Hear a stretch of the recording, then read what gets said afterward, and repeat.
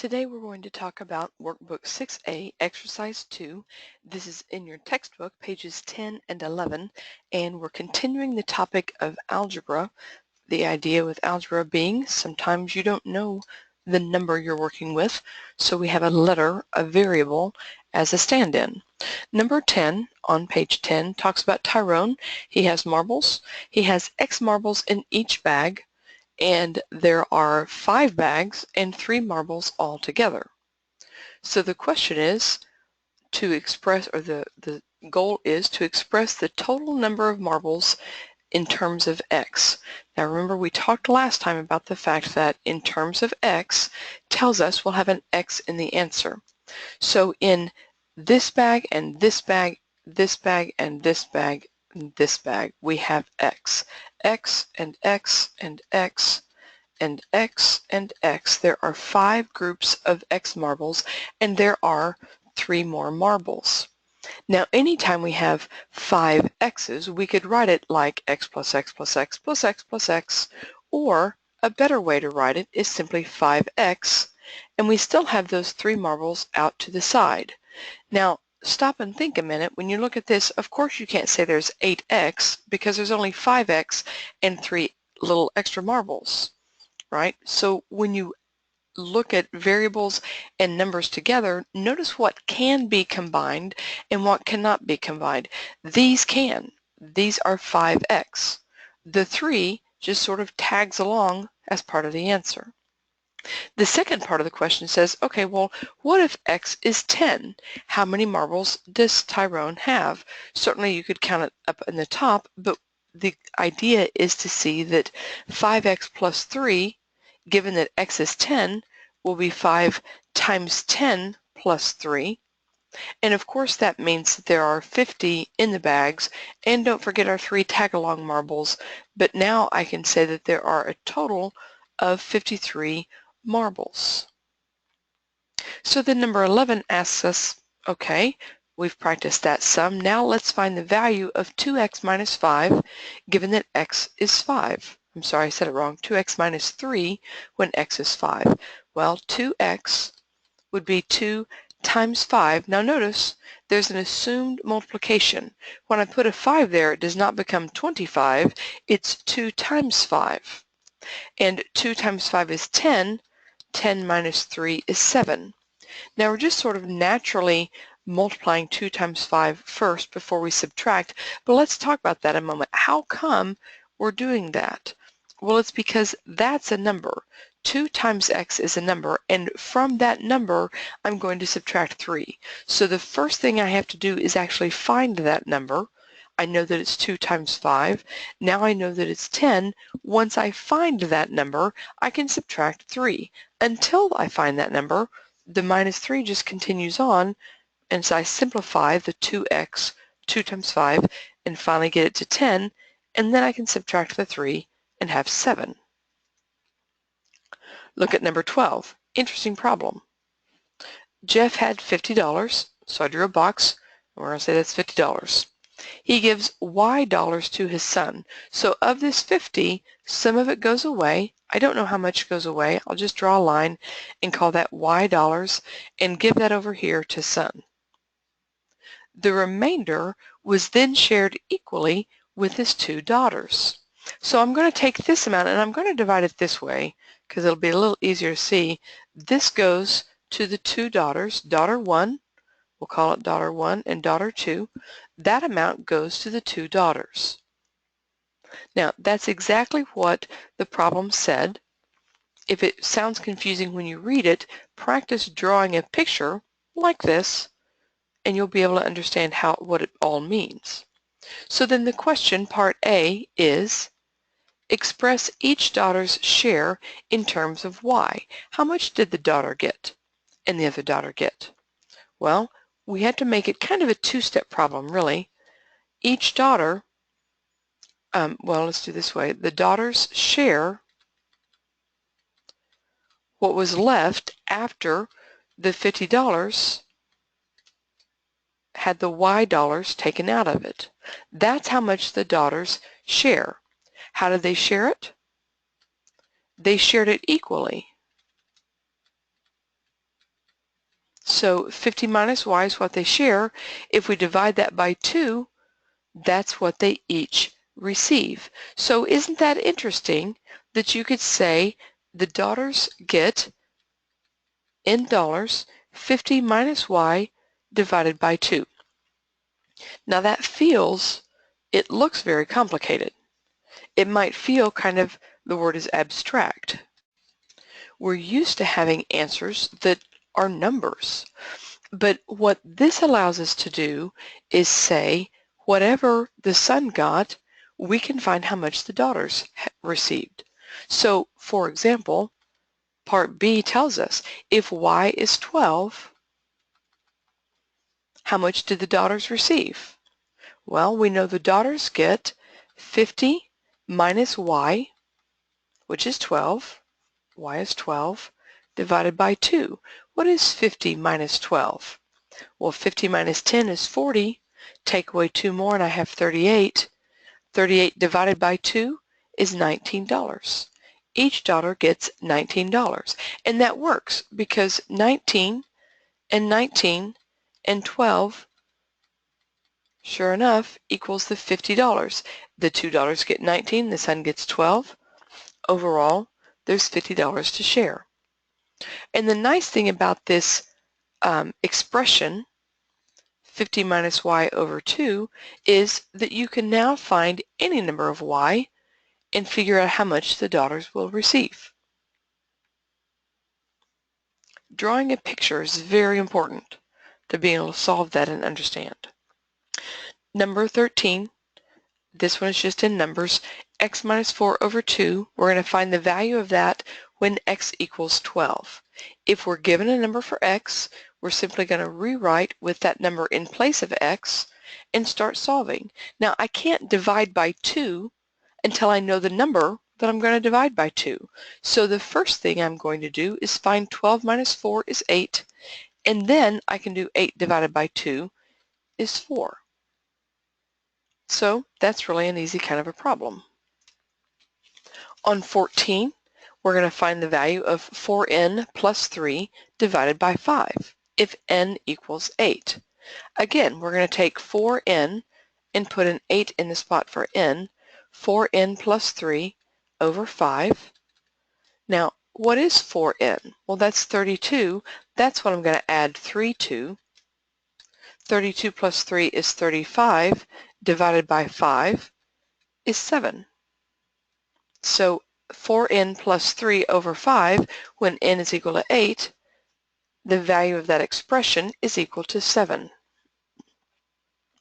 Letter B asks us to find the value of 45 minus 3r divided by 3 when r equals 5.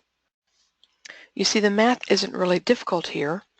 We're not doing anything altogether new. It just looks different because there's a variable in a problem. But as soon as we take that 5 and put it in the problem, it's not hard anymore. 45 minus 3 times 5, that's 45 minus 15 divided by 3. I need to know what number I have before I can divide it. 45 minus 15 is 30. 30 divided by 3 is 10. The next problem, number 15, starts talking about what's called exponents. 2 is an exponent. An exponent is a number that's written way up high. It's not down, it's not y2, it's y and the 2 is floating up in the air. Okay, so that's an exponent. And what we mean by y squared, we call that. What we mean by y squared is y times y. There are two of them. Y to the second means y times y. So if y equals 3, let's find y squared. Y squared is y times y. 3 times 3, that's 9. So notice 2y means 2 times y, and that's 6. 2y equals 6. Y squared equals 9. What if we find 2y squared? Well, what that means is 2 times y times y, 2 times 3, you could look at that as 2 times 9. You could consider it 6 times 3. 2 times 9 is preferable because it's 2 times y squared, and y squared is 9. But either way, of course, your answer is the same. It's equal to 18. What about y squared over 5? Y squared, always go back and think about what it means. Y times y, 3 times 3 over 5 is 9 over 5. That cannot be reduced or simplified, so the answer is just 9 over 5. It's okay, of course, to get a fraction as an answer. Number 16 teaches us another new one. A times A times A is what we mean when we do A to the third. We might say A to the third. We sometimes call this A cubed. A squared is A times A cubed is A times A times A, and then we do say A to the fourth, A to the fifth, A to the seventh. It's always A to the after squared and cubed. But if A is equal to 2 and they want us to find A cubed, remember A cubed is A times A times A. Sometimes we use a dot instead of an X for multiplication because an X can be confusing with X being possibly a variable. So 2 times 2 times 2, 2 times 2 is 4, 4 times 2 is 8. Notice, of course, 3A is 3 times 2, that's 6. It's not the same thing as A to the third. What about A to the third plus 1? Well, we already know that A to the third, we could even write it that way, 2 to the third, 2 times 2 times 2 is 8. 8 plus 1 is 9. We have to find the number that represents A cubed before we can add 1 to it. And then letter E, find A squared plus A cubed. 2 squared plus 2 to the third. Again, you have to find the numbers before you can add them. A squared means, or 2 squared means 2 times 2, that's 4. 2 to the third means 2 times 2 times 2, that's 8. 4 plus 8 is 12. We want to add the numbers, but you have to find the number first. You can't add it until you do. All right, and then number 17 is just some practice where A equals 5. I'd encourage you to pause the recording, work these on your own, and then see how I do them and see if you get the same answers that I do. All right, the first one, 4A over 3 is simply 4 times 5 over 3. 20 over 3 is the answer for that. You can't reduce or simplify that unless you went to a mixed number, and really we don't generally. 8 plus 3A is 8 plus 3 times 5, and 8 plus 15 is 23. That's your answer for letter B. Letter C is 2 times 5 minus 3. 10 minus 3 is 7. Letter D, A over 3 plus 2. That's 5 over 3 plus 2. The only way I can simplify that and combine it is if I think about 2 as a fraction 6 over 3. And then 5 over 3 add 6 over 3 is 11 over 3. 3A minus 4 over 2. 3 times 5 minus 4 over 2. That's 15 minus 4 over 2, or 11 over 2. Again, that one cannot be simplified. That would be our final answer. The next one, 2A plus 5 over 5. 2 times 5 plus 5 over 5. That's 10 plus 5 over 5, or 15 over 5, which is the answer 3. On the last line, we have some exponents. 2 times 5 squared minus 3. Remember, I can't multiply anything by 2 until I know what I'm going to multiply by 2. This isn't 5, it's 5 squared. So 2 times 5 squared is 2 times 25. That would be 50, and that's what I'm going to subtract 3 from to get 47. 8 to the third plus 5 is 5 to the third plus 5. Notice I can't add 5 to a number until I find that number. What is that number?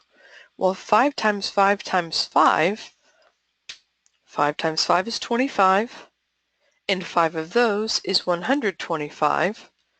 Add 5 to get 130. Last one, a to the third minus a. That will be 5 to the third minus 5. It's actually very similar to h, right? 5 to the third, I already know, is 125. If I subtract 5, I'm at 120. All right, hope you got all of those right.